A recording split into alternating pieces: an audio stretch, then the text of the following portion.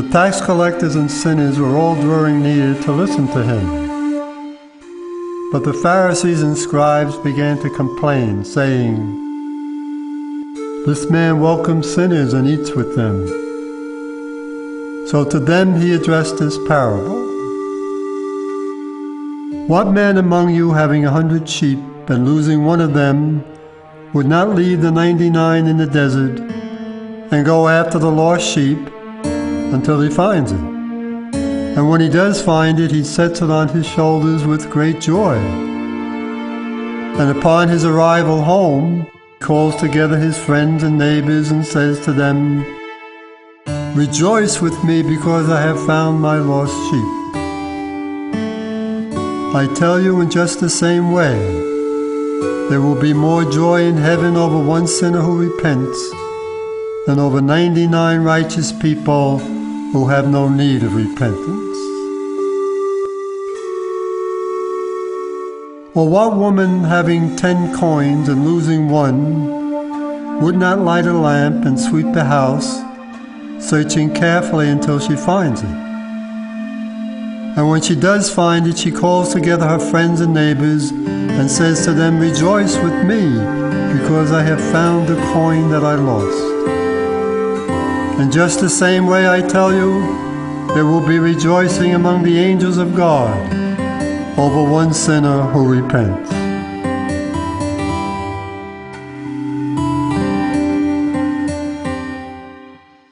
Then he said, "A man had 2 sons, and the younger son said to his father, 'Father, give me the share of your estate that should come to me.' So the father divided the property between them. After a few days, the younger son collected all his belongings and set off to a distant country, where he squandered his inheritance on a life of dissipation. And when he had freely spent everything, a severe famine struck that country, and he found himself in dire need. So he hired himself out to one of the local citizens, who sent him to his farm to tend the swine. And he longed to eat his fill of the pods on which the swine fed, but nobody gave him any. Coming to his senses, he thought, 'How many of my father's hired workers have more than enough food to eat? But here am I, dying from hunger. I shall get up and go to my father, and I shall say to him, Father, I have sinned against heaven and against you. I no longer deserve to be called your son. Treat me as you would treat one of your hired workers.' So he got up and went back to his father. While he was still a long way off, his father caught sight of him and was filled with compassion. He ran to his son, embraced him, and kissed him. His son said to him, Father, I have sinned against heaven and against you. I no longer deserve to be called your son. But his father ordered his servants, Quickly, bring the finest robe and put it on him. Put a ring on his finger and sandals on his feet. Take the fattened calf and slaughter it. Then let us celebrate with a feast. Because this son of mine was dead and has come to life again. He was lost and has been found.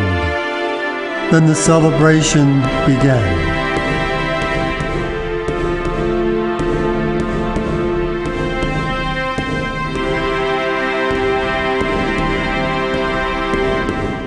Now the oldest son had been out in the field, and on his way back, as he neared the house, he heard the sound of music and dancing. He called one of the servants and asked what this might mean. The servant said to him, Your brother has returned, and your father has slaughtered the fattened calf, because he has him back safe and sound. He became angry, and when he refused to enter the house, his father came out and pleaded with him.